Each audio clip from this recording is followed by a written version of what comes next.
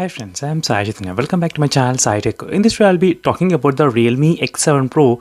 Is it worth for the 30,000 rupees or not? So in this video, I'll try to cover each and every topic, friends. As I said, in case if you're planning to buy the smartphone, so definitely you need to must watch till end of the video. But for straight away, I can give you the answer, friends. For 30,000, it's not worth to buy. I'm trying to give you the answer in the beginning itself, but still if you're thinking of buying the phone, so definitely try to watch till end of the video, friends. Is it worth still after watching the video or not? You'll get to know more details about this device. And also don't forget to check the comments below as well, because a lot of users, they'll definitely comment about this Realme X7 Pro. So go through the comments and you'll get to know whether to buy this phone or not. And in this video, I'll try to cover the few of the aspects of this phone, like the processor and the display, battery and charging, camera and the build quality. I'll try to compare with the other smartphones which can be found below this price range and above this price range as well. So that's all. I'll come to the conclusion that is it worth to buy for 30,000 price range or not. So let me quickly show you the model exactly. As you can see, Realme X7 Pro with the Dimensity 1000 plus, and it's a really big drawback, friends, for this Realme X7 Pro. Only the price is what's stopping to buy this phone. The reason why I said the price, because the phone has a processor with a Dimensity 1000 plus, and which is really good, which is doesn't have any problem. But you do get the RAM, which is I think 1.5 year old RAM type, and the next is a UFS 2.1 which can be found even in the mid-range segment mobile phones, friends. Trust me, even in the Poco X3 and few other mid-range segments, you can find the same kind of UFS storage and very old RAM type as well, which is found in the Realme X2 Pro. This is the phone 1.5 year old phone.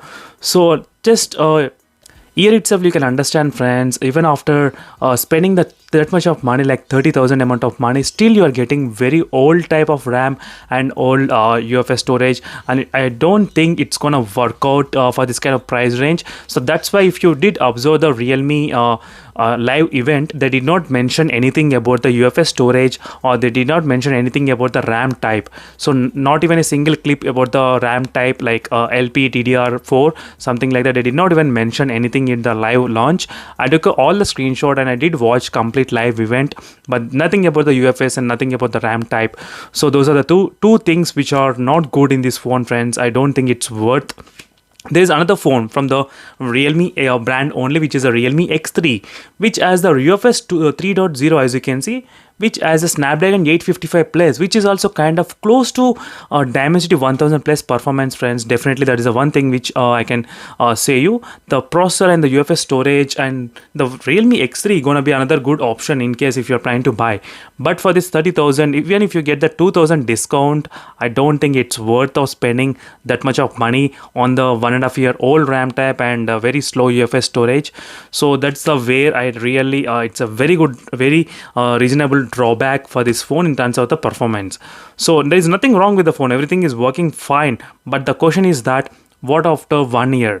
So definitely after 1 year, or most of the Android phones, they will become slow unless it's a Google Pixel or the OnePlus mobile phones. But Realme and MI, you should have the latest configuration to not to get slow in the future. So this is where I seriously not recommend this phone to anyone, friends. Trust me. So if you are a high gamer and if you want to use for the next couple of years, then better to buy the other smartphones like Mi 10T or other phones which has latest RAM type. So next is the display. So display is another segment where I particularly like. So I don't have any problem, friends. I feel for 30,000 you are getting really good display. That is what I can conclude. Out of this complete specifications, I can only guarantee that display is a good selection the Realme has done. The reason why I'm saying the Realme has done good selection, because the display has got the 120 Hz refresh rate and Super AMOLED panel. So combination of this Super AMOLED panel and the 120 Hz is only found in the OnePlus 8T device, the next phone. As you can see, OnePlus 8T is cost around 42,000.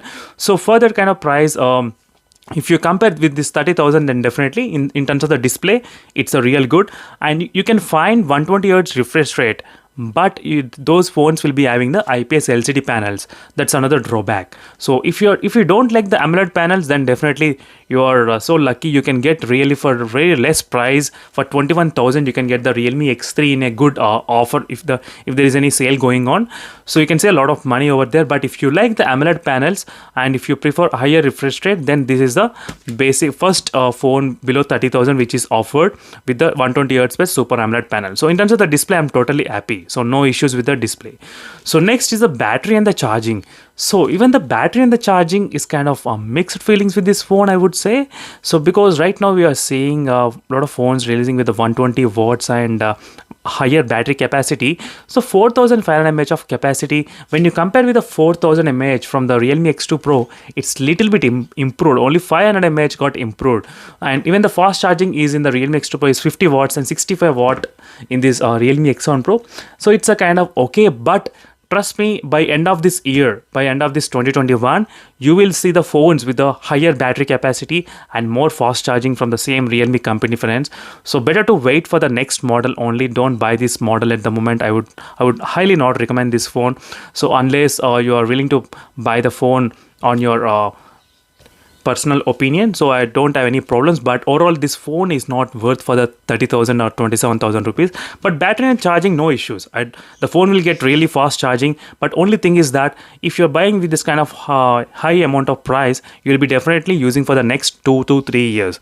So after 2 to 3 years you should think again that there will be a lot of phones which will be releasing with the 120 watts or other superchargers. So you should not feel as a old mobile phone at that time. So same thing, friends. Right now the Realme X2 Pro I did buy about 1.5 year ago, but still now I don't feel the phone is very old, because the phone has got the 50 watt fast charging, which is really good, because right now I'm getting 65 watt. So comparing, it's not too much improvement, and the phone has got 90 Hz refresh rate, though that's also another good advantage. So right now I did get 120 Hz, so that's a not significant improvement. So that's how you need to plan when you're buying the high-end smartphones. Always keep everything to the maxed out. So that is how you can survive for the next 2 to 3 years. So in terms of the battery and charging, kind of okay, but not completely satisfied. So next is in terms of the camera. So even the camera is another section, friends, of where I don't like, because the camera sensor got improved. That's another good thing, but it's not that improved. So definitely there's nothing much specialty going on apart from one thing. Even if you watch the live event, you will be noticing that they did mention so many times about the super night mode shots, which the new Realme X1 Pro has got. So which is a nightscape mode. So Pro nightscape, as you can see, there is a little bit kind of improvement in terms of the night photography. So that is what they did stress a lot during this kind of live demonstration. So even maybe that this camera sensor might be powerful in the night mode, but that is perfectly good. That is 100% correct, because the reason why I'm saying that one, because I did a comparison with the night shots with the Realme X2 Pro. I did see so much of improvement in terms of the night mode shots, friends. So there's a lot of improvement. This is the shot which I had taken in complete dark, but still it was managed to show you the images. So let me try to compare with the Realme X7 Pro's shots. So I think this is the chairs. As you can see the exact window and everything. In the Realme X2 Pro, you cannot even see anything. But in the Realme X7 Pro, you can see something. So that is what the Realme, they are trying to focus with the new sensor, that it can be having good night mode photography. That's another good advantage that I do agree. So no issues with that. I do agree, friends. As I said, I did buy all these phones with my own money. So I don't have any personal feelings or personal affection to any smartphone company. So I'll be just giving you my honest reviews about the smartphones.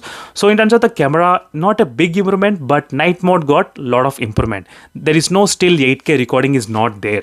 Same like 4K 60 FPS which is found here, and same 4K 60 FPS is found in this phone also. There is no 8K.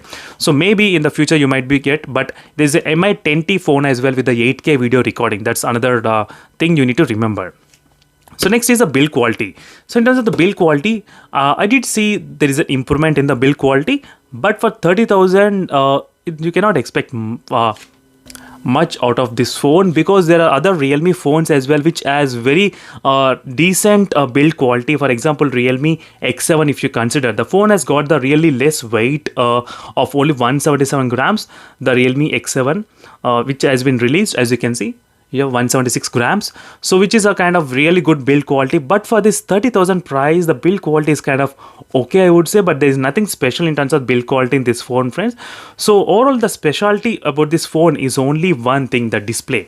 The display is the only one thing which I do feel kind of specialty right now, with the 120 hertz plus combination of having super AMOLED panel. Apart from that, everything is normal, so which is nothing special in this phone, friends. And the build quality, dual stereo speaker setup, which is also present in the Realme X2 Pro.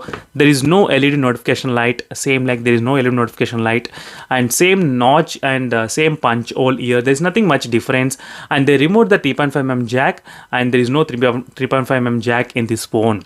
So these are the few things, friends, you need to consider before buying this Realme X1 Pro.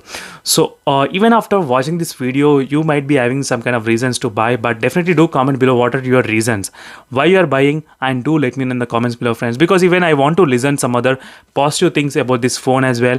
So as I said, I'm not completely against this phone, because I do like this phone particularly, as I did so many videos on this particular model. I tested about 200 plus videos on this particular phone alone. So after testing a like high testing on this phone, I was coming into this kind of conclusion that not recommending this kind of phone. So don't forget to stay tuned, friends, for more upcoming videos I'll try to do on this phone, comparing with other phones as well. So thank you for watching, friends, and see you in the next video. Until then, bye. And sorry, friends, I forgot to mention few things, that the camera doesn't support the 960 fps at the moment. So if you see the Flipkart page of the Realme X1 Pro, as you can clearly see, so it doesn't say any 960 fps of slow motion recording. That's another thing you need to remember. And next is, the phone comes with the Realme UI 1.0, so it doesn't come with the 2.0, and based on the Android 10, so you're not even getting the latest Android 11 update in this phone. So these are the few things again you need to remember. So later I did realize this kind of things, and I thought of letting you know as well. These are the few other disadvantages right now with this phone. So that's it, friends. Again, see you in the next video. Thank you for watching. Bye.